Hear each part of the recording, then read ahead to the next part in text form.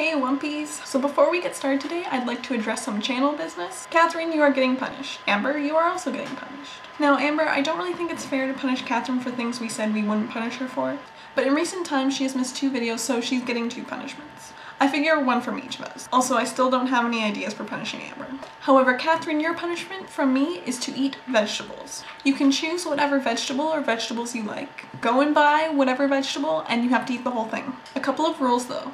You can cook it if you want, you can add spices, but some things you cannot put on your vegetable. No cheese, no salt, and no dips or sauces of any kind.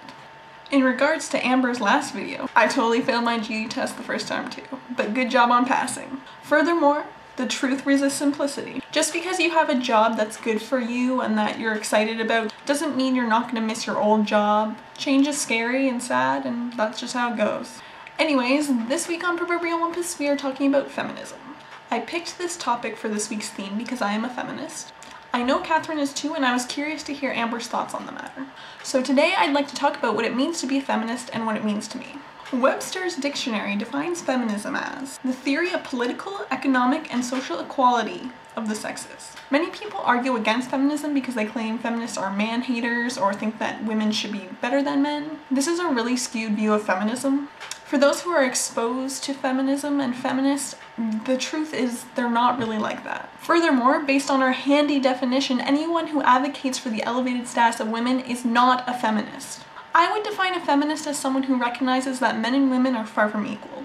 Someone who believes that gender doesn't necessarily define what you like, who you are, or what you can or can't do. The story of how I became a feminist is sort of similar to the story of how I became a nerd. I was always a feminist, but I never really identified myself as one until grade 10.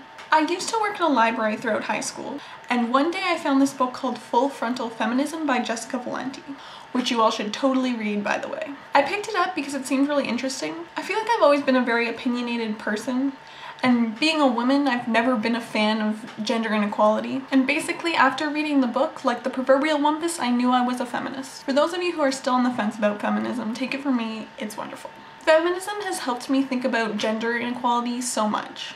It helps you get past nonsense that tells you you're not good enough, and helps you understand how deep sexism can go. For instance, one thing I've learned from feminism is girl hate. This is a theory that basically describes the mean girl phenomenon. So basically it goes like this. Girls are only compared to other girls because, you know, if we were better than a man at something, that would be emasculating for them. So this teaches girls to compete with one another and leads to hate, jealousy, and insecurity.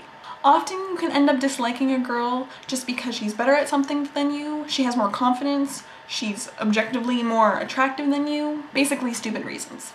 But in reality, this has nothing to do with her. This is just you being jealous and insecure. Now, I'm not trying to get all high and mighty. I myself have practiced girl hate. But I mean, it's not our fault.